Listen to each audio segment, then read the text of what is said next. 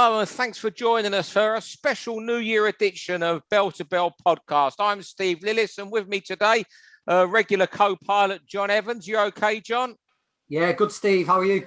Yeah, I'm good, mate. I'm good. Happy New Year to you anyway, mate. And Happy New Year to our special guest and everyone else. It is Mr. VIP, Steve Wood. Quite fitting you're the only man we could have on, I think, first episode of the year, Woody, and I'm sure you're going to upset a few people and make a few happy. You know, let's just watch what we say about Ebony Bridges, though, if we can.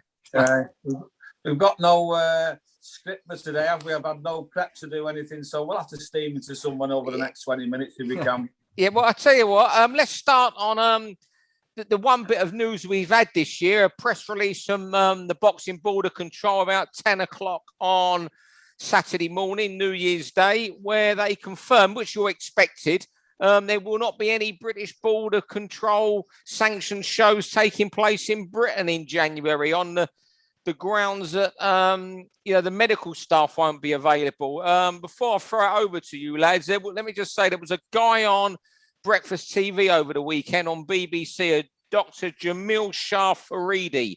I've no idea whether this guy is a bald doctor or whether he works for the unlicensed, white collar or amateurs. So I've never seen his face around, and he had long curly hair. I don't think it was a face you'd forget. And just taking some of his quotes here, he just says that this board decision doesn't really affect doctors. I work full-time in A&E.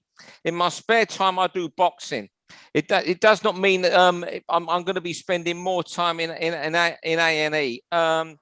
The Boxing Commission have a consultant they discuss this with, and he's called the decision more political than and more than and not practical. He said the people he feels sorry for is the boxers. First of all, we'll start with you, Steve. Your thoughts on it, first of all, and what it means. Well, do you know what? I find it very, very surprising. And the worst thing about it is they've left it so late. You know, they're saying there's no shows in January, on January the 1st. But about 10 days ago, we got a circular saying that if you do plan shows in January, please think about them putting them back till the following month because we might have problems with the medical staff. Well, that was like an indication that they was going to stop it. And Frank Warren must have took that as they have stopped it because he said he wasn't doing any in January or February. But my thoughts on it is that there's not that many shows in January. Not many people do. I mean, obviously, there's the big Burns night one. They do it at the St Andrews Sporting Club, which is probably a 4-fight dinner show. The tradition in that has been going probably 50 years. And, to stop that, I think it's terrible. You only need 2 doctors and, it doesn't make sense. And then the one I feel sorry for is the boxer, which was doing the Chris Eubank Jr. v Liam Williams, which has already been cancelled once, and now they'll have to cancel it again and fit it in. So, they've just started off a new relationship with Sky, and Sky obviously invested back in boxing, and they've lost 2 shows. I mean, the first one was injury to Williams, and this one because the board are saying that they can't find the doctors. Unbelievable. I just feel sorry for everyone involved in those 2 shows and probably a couple more other shows. But I don't think I do any other TV shows apart from the one on Sky. Yeah, putting a boxing show on, it's not something you plan this close to it, is it? Announcing it on the 1st of January, you've got suppliers who want paying, everything's been arranged, hasn't it? And to cancel it on such short notice, when you see Premier League football with packed stadiums, when you're out and about in the town centre over Christmas and everyone's walking around without masks on, it just seems, it don't make any sense to me. Maybe it's a decision that looks good rather than having any actual benefits to everything. Because how many doctors are involved in a typical football game? There's lots, isn't there? And as Steve said, like a Burns night show up in Scotland, sorry, it's just 2. I just wonder if it's more a decision that's been made to show we're supporting things and show we're trying to do something rather than one that's going to have any effect, really. Yeah, what worries me is, look, with this whole COVID thing, I don't know what's right, what's wrong, what's said.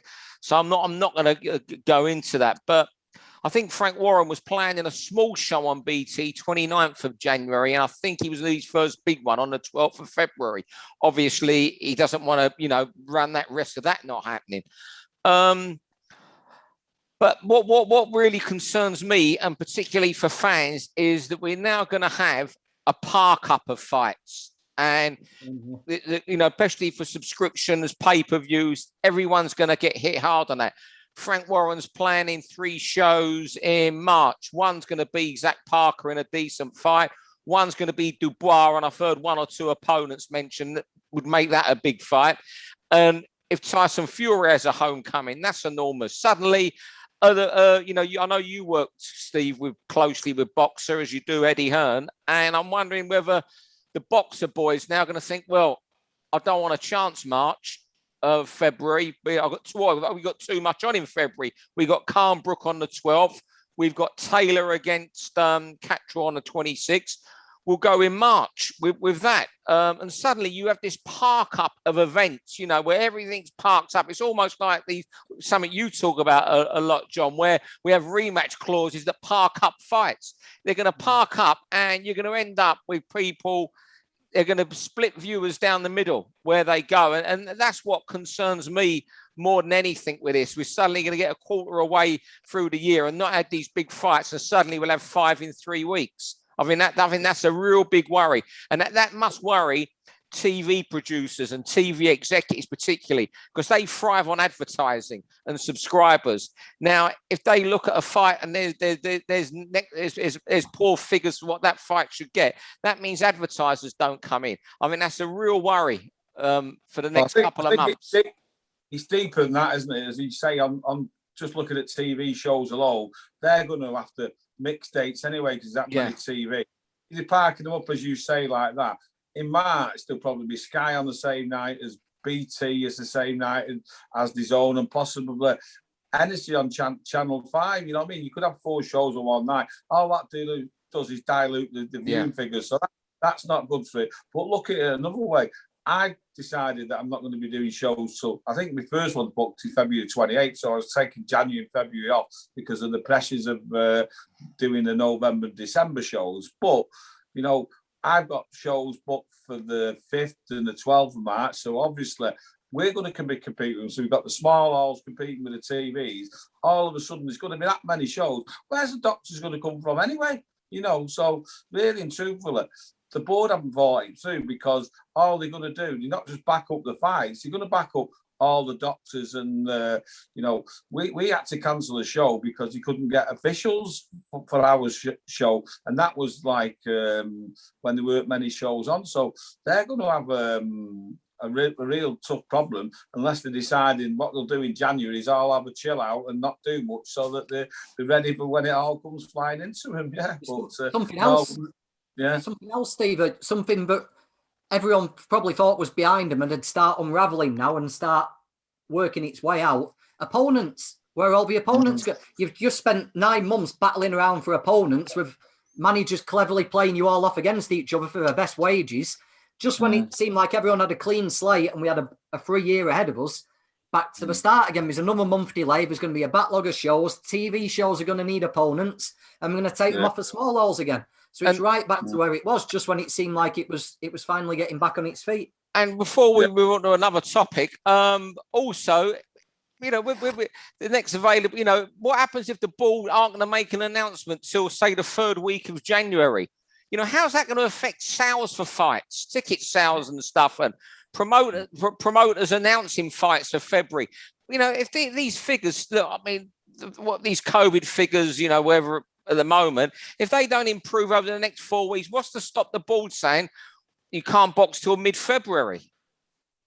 Yeah, and like you say, I'm looking at this February the 28th date, wondering, you mentioned before, it's like cost and the venue. I've got to guarantee X amount of meals, and I'm stuck to that. And the closer you get to the date, you get like 25% charge, a 50%, a 75% cancellation charge. So it's something that I've got to speak to the venue about and say, look, the contract that we've signed, can it be subject to the board allowing me to do the event? And whether or not they allow that, or I don't know, because getting venues is difficult because it's not just like the boxing, it's all the other sports and the music and everything that's been laid, and they're all coming back.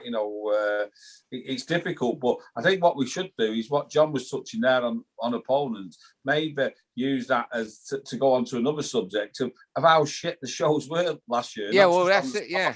On the TV show, and one of the things was because of the level of the opponents, and like John just says there now, is in the past because the opponents weren't great, or the numbers weren't there. You was getting opponents who should be all in smaller, fighting the superstars or alleged superstars that are turning over on the TV shows. So the TV shows were pinching the sort of level of journeyman that we should be having on our small hall shows.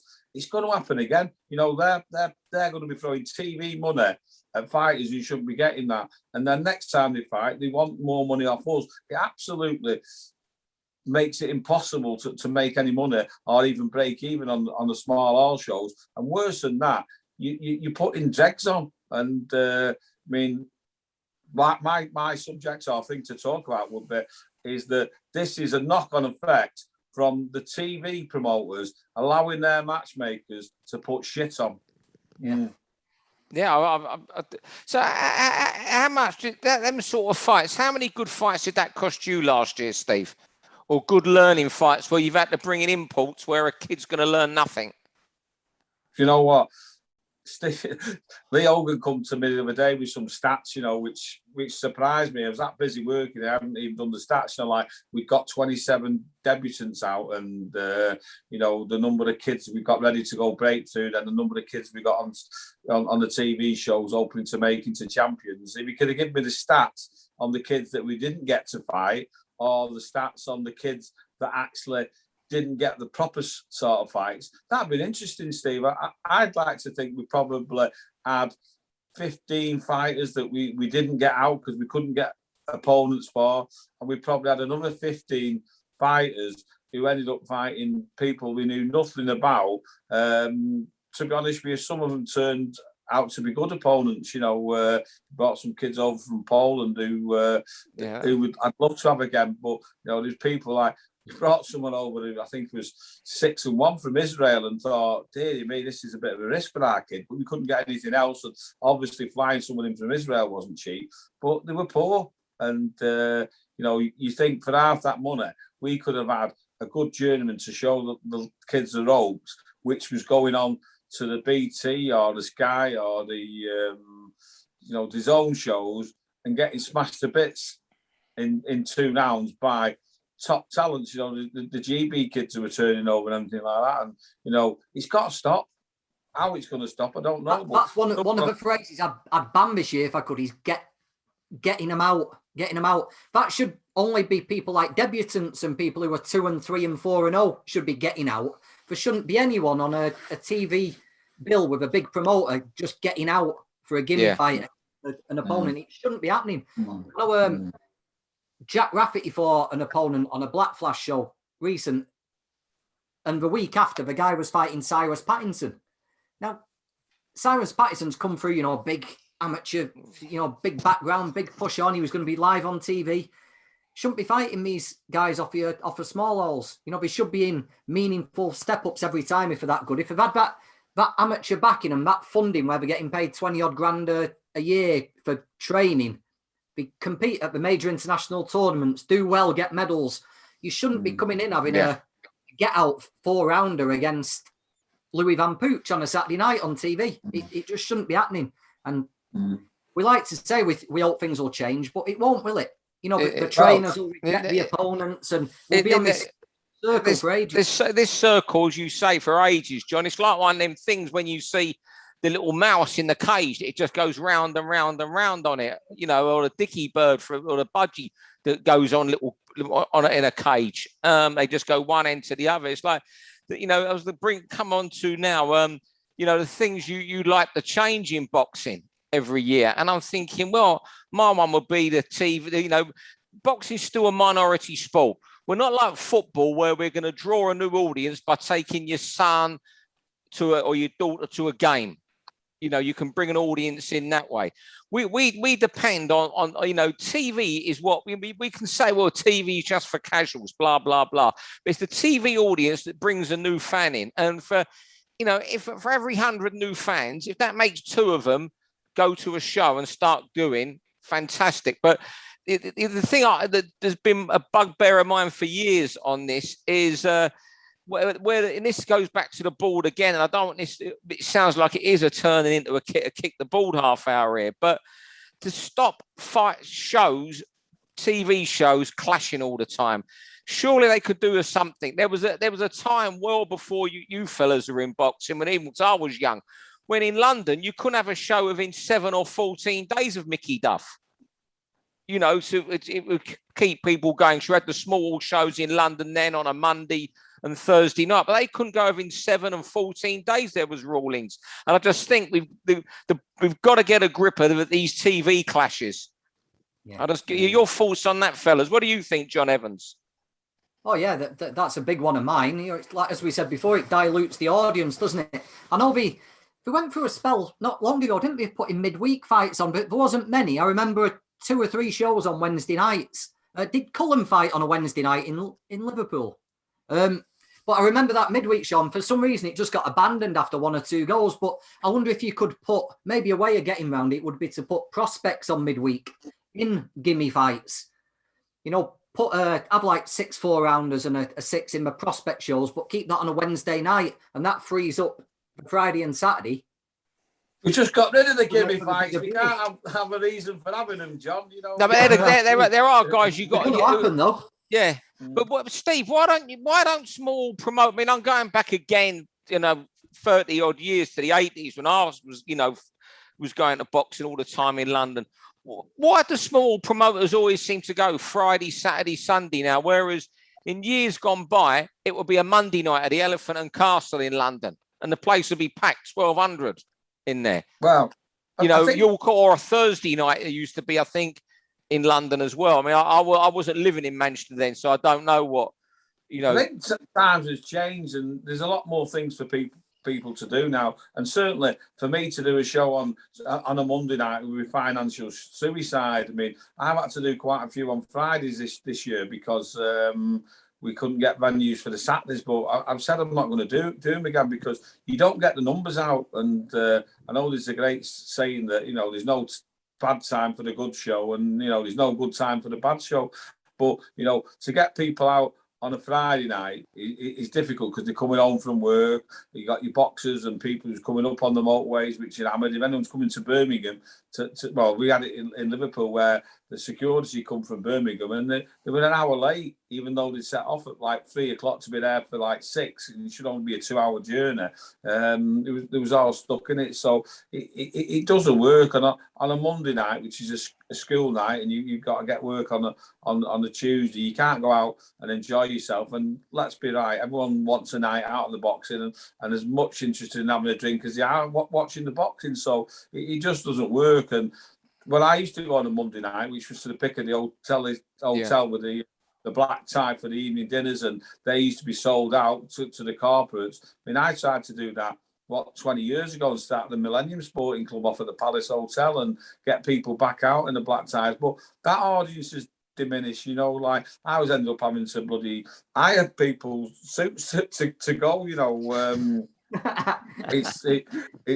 It's madness, No, I think what we've got to start doing is making sure we've got good fights and people's interest will go on because they'll either go to the show or turn the telly on because they know they're going to watch a good 50-50 fight. And, I've said it in the past, but I'm more determined than ever for this year to make sure that, we have at least 2 good 50-50 fights on. And as you say, we are small hall promoters and we are bringing up kids who haven't been on the GB squads, and they do need those learning fights. But the TV fighters, apart from being very, very good fighters who's come through the GB and had the experience, they pay good money as well. So, what's the problem with the promoters turning around and saying, look, I'm not giving you an easy fight. I'll give you a learning fight and I'll give you the fight that you should win. But you're not having an easy fight. And, talking back to the board, I mean, I don't want to go on it, but my big thing was that they should be regulated, the board, so that these decisions that they've made recently, and let's say the doctors one that they've just made there now, and there's no boxing in January, they'd be answerable for someone, and then they could explain the reasons, and the good reasons, everyone's happy, and they've made that. We're talking about, we don't really know what they've done and looked into it. They've probably done some good research, and the call's right. But if they had to answer to someone, it would make us not sit here thinking they've just done it because they want January off and not working too hard, because they're still going to get fully paid. You know what I mean? The boxers aren't, who aren't fighting, are they? But I'd like to see the board regulated and things where we could ask, like we don't get some foreign opponents in because they say they're not good enough to fight our kids. Yeah, you'll see English kids who we know aren't good enough to fight the superstars. I mean, there was one where Ben Thomas, I think, middleweight, had been knocked out about 4 to 5 times, was allowed to fight Isaac Chamberlain, the cruiserweight, big puncher. That's a TV fight. I don't know if it was shown on TV or not, but how can the board allow that? Yet they're knocking back some kids to fight my 4 fight novices who's been a white collar kid and never even had an amateur fight. It's madness, but going back to it, what I want to do is make sure that the quality of our shows are a lot better than what we did last year, and that people come knowing that once they've watched the mate who's fought early doors, they're going to have a couple of good fights later on, and instead of shooting off and going to town for a few beers, they're going to stay because they know there's going to be some good fights. So that's what I want to do. Have you started approaching the lads in your stable, Steve, about telling them this, if they're going to be matched together, and what sort of reaction have you had already from them? Do you know what? I have, and I think they're all ready for it, and they know, because I've been showing a bit of frustrations, and like we've done some shiny shows, and at the end of the show, apart from the fact you've lost money, you put some crap on and you've not moved anyone anywhere, and it's when you turn around and you think I should have cancelled it. And I was quite proud of the fact that we didn't cancel a lot of shows last year. I think there was just one which went by the wayside, and we tried to save it, and then we couldn't get the medical staff. But there was times when I could have pulled the shows, and when I look back, I should have pulled the shows now. And hopefully we don't get into those circumstances where I've got a 4-fight show where there's only 4 rounders, and they're all easy fights, and the kids aren't learning anything, and you're not moving anywhere, and you walk away and you've lost 5, 6, 7 grand, whatever it was. It's pointless for everybody. And so I've told some kids that they'd be fighting each other's, and they have done the Joe Cavan and Mike Edges fight, which everyone's looking forward to. And over the last couple of days, I've had the matchmakers looking for where we can do some sort of eliminators in good fights, because if you're putting them on our shows, you've got to make sure that there's a bit of a reward for the risk that you're going to give the kids. And obviously they don't get paid what they get paid on the TV show, but what I'm saying to them now is, if you can win these fights, you've more chance of me getting you on the TVs. So there is a reward from having these fights. And really and truthfully, if you want to be a fighter and be a champion, you've got to have these fights to move your career forward. And, it's all right saying, well, I'm hardly getting any money, and why should you have an hard fight? Well, because you're a fighter, mate, and you try to progress your career, and it's as simple as that. And I've got to start looking at it now, not just as a manager, but as a promoter, and try and make the right moves for the kids and the shows as well. Right. Steve, we've gone on. This 20 minutes has flown already. I'll tell you what we're going to do. We're going to throw some questions to you, Steve. You come in on these as well, John, because you'll have a comment on these. Got a few questions in. I'd say there's one. I'm trying to ask this one first, because John will have an opinion on this. And I think it was Marco at Soprano Crew who asked this. He asked it to Woody, and I know I'd like to hear John's opinion on this. Ainsley Bingham, Pat Barrett, who's the biggest puncher? You start first, Woody, because it was aimed at you. Ainsley Bingham's left hook. You know what? Yeah, I saw that question. I thought, well, I think Pat was natural, but I know Billy spent years perfecting that left hook, didn't he? I think Ainsley was probably dynamiting that left hook. Yeah, you know what? I think of Ainsley against that Nicky. I think I don't know who to pick here. I'm gonna say I'm gonna get splinters on me. I think eventually knocking out Nicky Furbin in the 12th round, when I think Phil was in the corner and he said, you got to knock him out to win, and he found it. And I think that great picture, my favourite boxing news cover of all time, you might have it, John, if you collect them all, the picture of Pat Barrett knocking out Ephraim Calamarte in Italy. The picture almost like, you talk of Green Leonard when Dave Boy Green was knocked out, eyes closed before he hit the ground. This was on par with that. And you know what? Because of that, I'm getting edgy here about it. I'm going to go Pat Barrett. Yeah, well, I was just thinking then when you said Ephraim Calamarte, he's probably still out, isn't he, to this day? But remember when Pat did Tony Willis? Oh, 9th round. That was on ITV. Yeah, that was a midweek fight. Yeah. Oh, mate, we could go. That was a great question. I'm sorry, Soprano crew, because we could develop that into a topic. Maybe on a quiet week for the podcast, we'll develop great punches. Steve, here's a tricky one for you. Sweet pugilism. Any truth in the rumours of Warrington Martinez? Yes, there's very good rumours on that one there, and hopefully it can be announced soon. Yeah. Oh, what a fight! You know what I'm hoping from it, that Josh wins and then we get the Lee Wood fight, because we've only had, I think, 4 British unifications in history. John, correct me if I'm wrong on this. Eubank against Ben 2. Was that that was a unification? Yeah. Frampton Quigg. Yeah. And David Hay, Enzo Macronelli. Oh, yeah.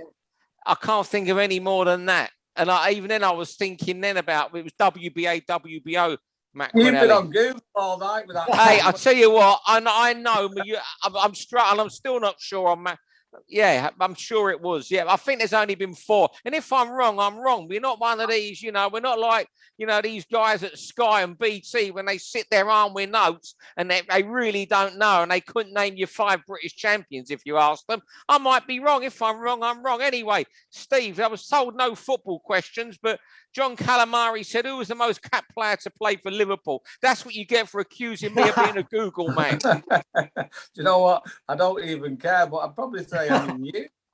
Hey? I'd say Emlyn Hughes. I'm guessing it's Stephen Gerrard. He was the over 100 cap club. I think Emlyn Hughes got 105 caps, didn't he? Emlyn Hughes. Oh no. 105. Bobby Moore was 106. Oh, you're asking me questions you don't know the answers to. I don't know. What do I know about Liverpool? I follow Fulham anyway. Next one, Gary Shaw. When are you going to put on a show? Oh, and he's got. Where doesn't he want you to put on a show, Gary? Gary's sitting at home reading the Daily Telegraph and Winston Churchill's memoirs with a big cigar and his smoking jacket. Tory boy Gary says, when are you going to put on the show in the Wirral, Chester, North Wales or Isle of Man? Well, the Isle of Man's out because apparently there's no hospital over there where you can do the neurosurgery if you needed to within the certain time limit. So we can't do the Isle of Man, but definitely going to do one in the Wirral, Chester. I would have thought in the next 3 or 4 months with Mason Cartwright topping the bill and all the lads we've got over the waters as well. Got quite a few over there now and down in Wales. So yeah, it won't be long, Gary, mate. Is Mason could come through, couldn't he, Steve? There's still something there with Mason. I get the feeling he's got an explosive performance in him, hasn't he, somewhere along the lines. Well, listen, I just want to get him the opportunity because he's hungry for it, and that time he got on the big stage, he wasn't with me at the time, but I was there because it was Josh Warrington at Ellen Road. He was beating Darren Tetley till the off. Put he got on along his lip, and obviously that put his career back because if he'd have won that, it'd have moved on. So it's like we always say, it's a game of snakes and ladders, and he fell down the ladders, and we've got to so he fell down the snake, and we've got to climb him back up the ladders. So yeah, another win on one of our shows, and an opportunity comes, he'll be taking it. Yeah. I tell you, we've got 7 minutes left here, fellas. We're up to our 40 minutes. VIP don't pay enough for us to keep these long-term Zooms going, Steve. Perhaps I'll have to sort that out my end. Before we go, both of you, what of the fights that's been announced so far for 2022, which one are you looking forward to the most?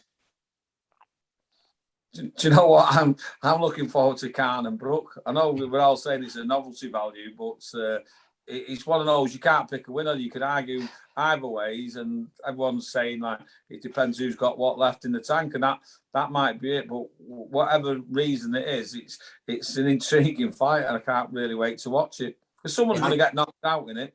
Yeah, I reckon they both might touch down. It's going to be great that for as long as it lasts. I like my little favourite Chocolatito, and he's got Estrada, hasn't he? The third fight. The first two have both been fighting soon, that isn't it? Yeah, I don't think there's a date set yet, but I think it's before Easter. I saw a DAZN thing mention them both the other day. Sorry, John.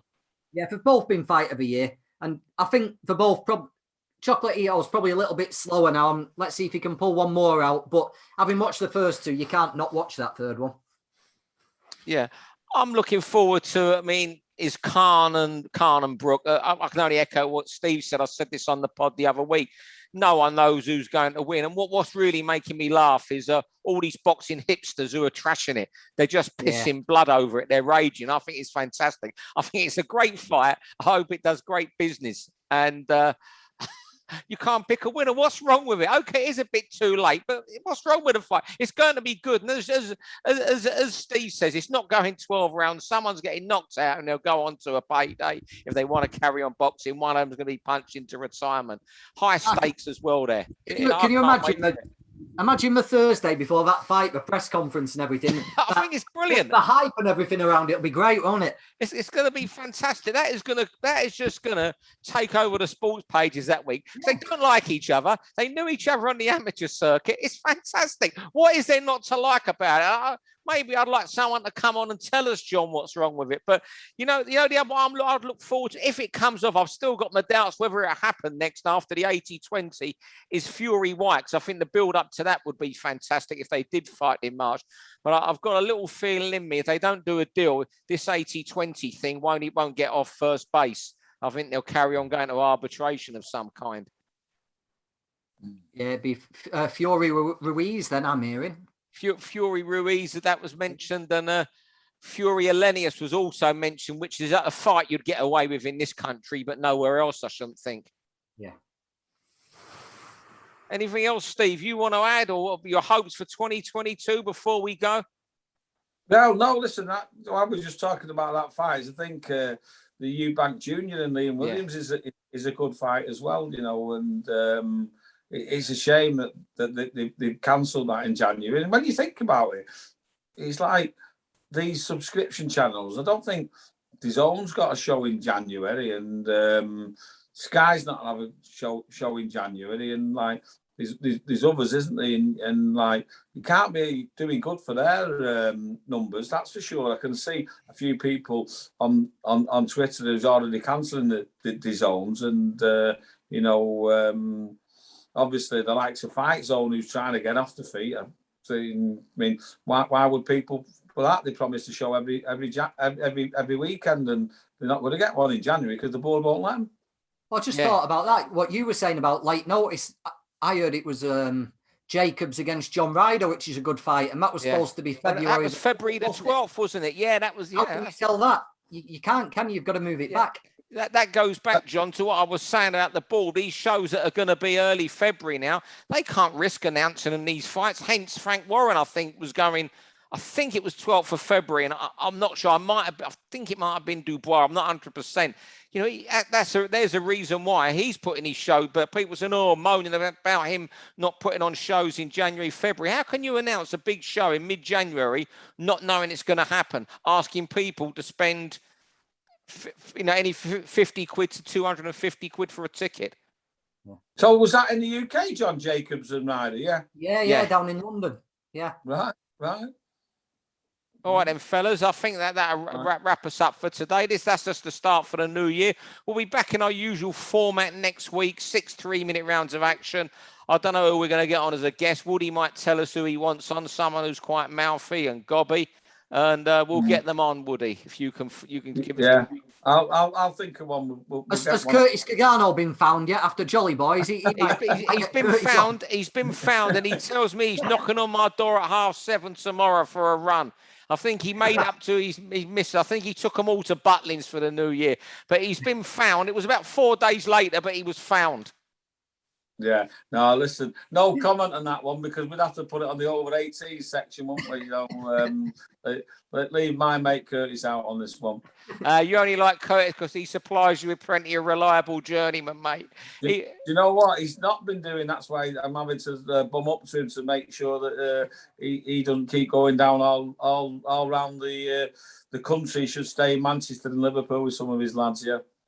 All right, then, fellas. Well, thanks a lot. Thanks, everyone, for listening. We'll be back next week in our normal format. But we got the thoughts of Woody and where boxing's going and a little bit of John and myself as well. Thanks, everyone, for tuning in. And thank you to you guys for affording the podcast some time. No problem. And Happy New Year to everyone who's watching and everyone involved in boxing. Let's hope it's a lot better than last year's for everybody. Cheers, fellas. Thanks a lot. For all boxing info, news and latest interviews, amateur and pro, across the north, click and subscribe. VIP Boxing Promotions. Also Twitter, Instagram and Facebook.